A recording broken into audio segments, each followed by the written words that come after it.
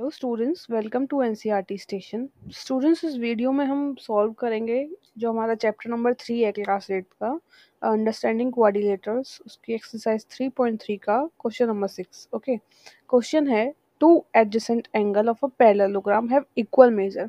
Just like कि ये हमने ड्रॉ किया इमेज, पैरेललोग्राम ड्रॉ किया है।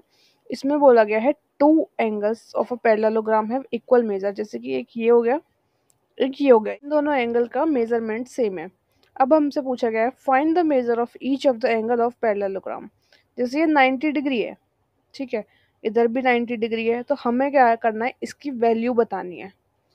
ओके, तो इसके लिए हम सिंपल क्या करेंगे, ये जो हमारा ए है और बी है, हम इसे लेट कर लेंगे, एक्स या ए कुछ भी हम लेट करते हैं।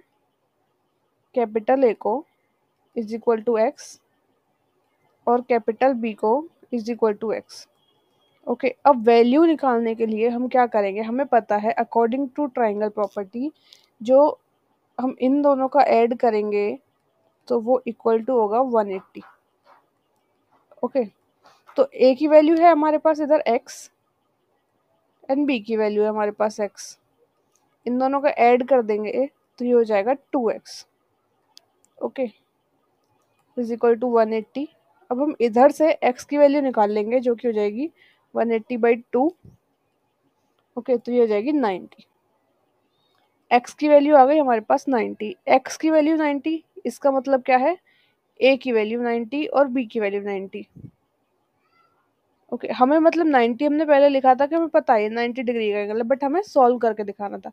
अब a की वैल्यू 90, b की वैल्यू 90। अब जो हमने पिछले क्वेश्चन पढ़े हैं उसमें हमें पता है कि जो ये इधर एंगल होते हैं अपोजिट, अपोजिट एंगल की वैल्यू सेम होती है। मतलब जो a की वैल्यू है वो c की होगी और जो b की वैल्यू है वो d की होगी।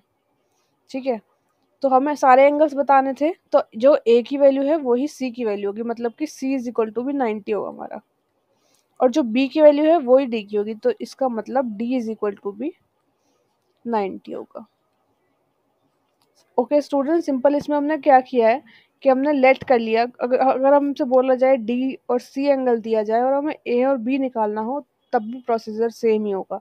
हमने लेट कर लिया ए को और बी को एक्स, इन दोनों का ऐड कर दिया, एक्स की वैल्यू निकाल ली और एक्स की वैल्यू हमने यहाँ पुट कर दी, जो कि हमने ए को एक्स माना था और बी को एक्स माना था। ठीक है, तो हमारे पास ए और बी की वैल्यू आ गई। अब जो अपोजिट एंगल होते हैं, वो जैसे कि ए का अपोजिट सी है, तो जो ए की वैल्यू होगी वो सी को मिल जाएगी और जो बी की वैल्यू है वो डी को मिल गई। Okay students, thanks for watching this video.